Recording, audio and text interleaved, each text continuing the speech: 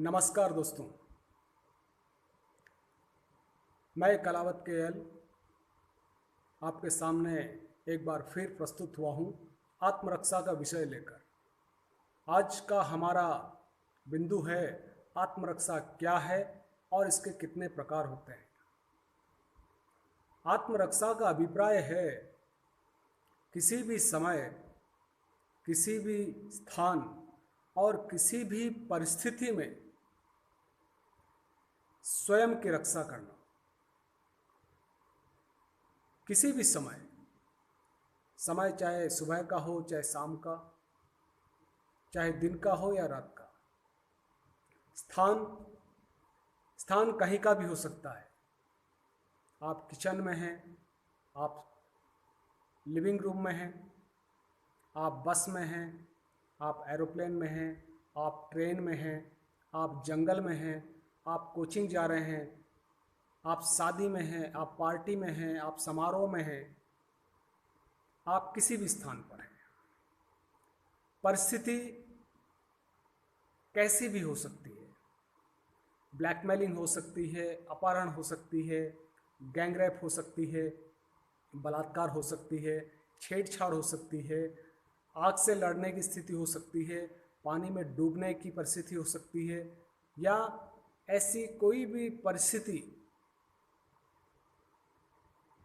अर्थात किसी भी समय, किसी भी स्थान और किसी भी परिस्थिति में स्वयं की रक्षा करना ही आत्मरक्षा कहलाता है।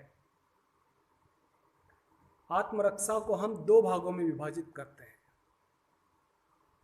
पहली आत्मरक्षा आंतरिक होती है और दूसरी आत्मरक्षा जो बाहरी आक्रमण से शरीर को चोट पहुंचाती है।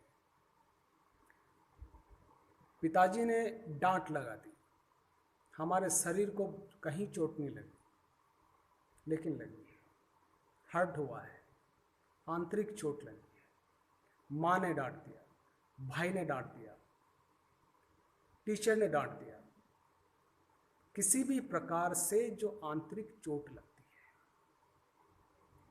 और मन को बड़ी पीड़ा होती है। व्यापार में लॉस लग गया, परीक्षा में कम नंबर आए, किसी लड़की को छेड़ दिया, कोई घूर रहा है, कोई अश्लील कमेंट कस रहा है। होता कुछ नहीं है, लेकिन इंटरनली हर्ट होता है, यानी मन दुखता है। तो ऐसी कई स्थितियां हैं जहां मन दुखता है, जिससे गंभीर स्थिति उत्पन्न होती है। लोग सुसाइड कर लेते हैं, अपने हाथ की नस काट डालते हैं।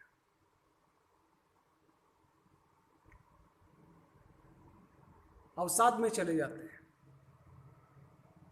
ऐसी कई गंभीर स्थितियां उत्पन्न होती है जो आंतरिक मन के दुखने से उत्पन्न होती है। ये सारी स्थितियां आंतरिक आत्मरक्षा की है, जो हम आगे विस्तार से देखेंगे। एक एक बिंदु पर चर्चा करेंगे। बाहरी आत्मरक्षा, आग लग गई, पानी में डूब रहे हैं, या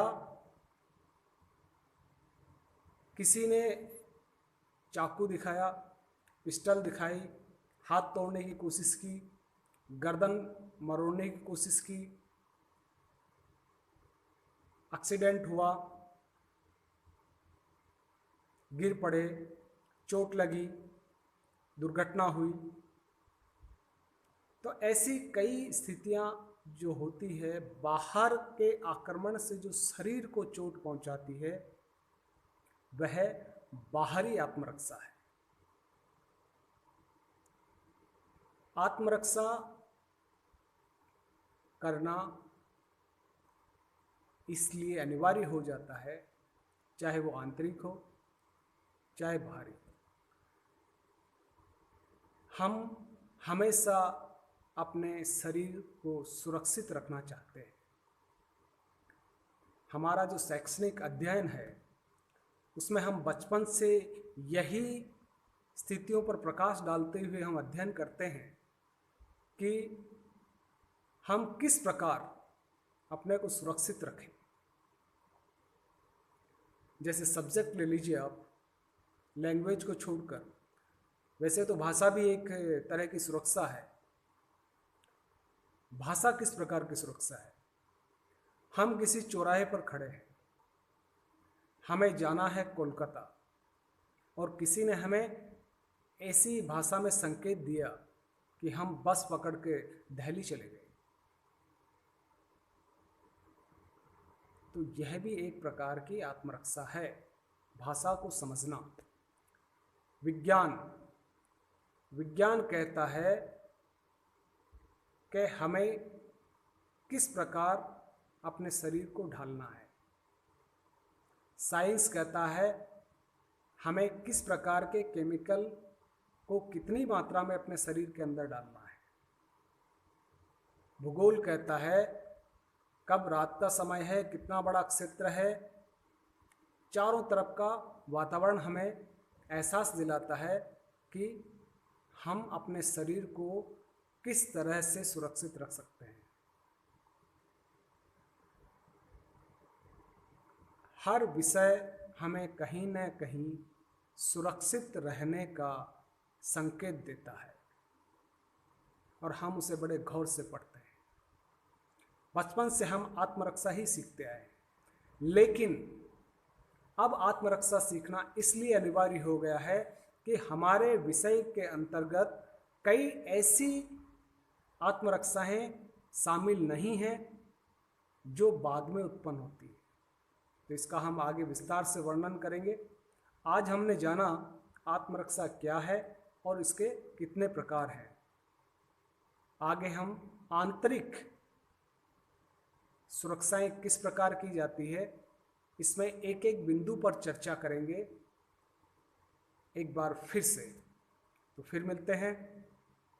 इस चैनल को ज़्यादा से ज़्यादा सब्सक्राइब करें, लाइक करें, आपके कमेंट्स करें और पहुंचा दें इस चैनल को भारत के हर कोने कोने में, हर उस बच्ची के पास, हर उस बालक के पास, हर उस परिवार के पास। जय हिंद, जय भारत।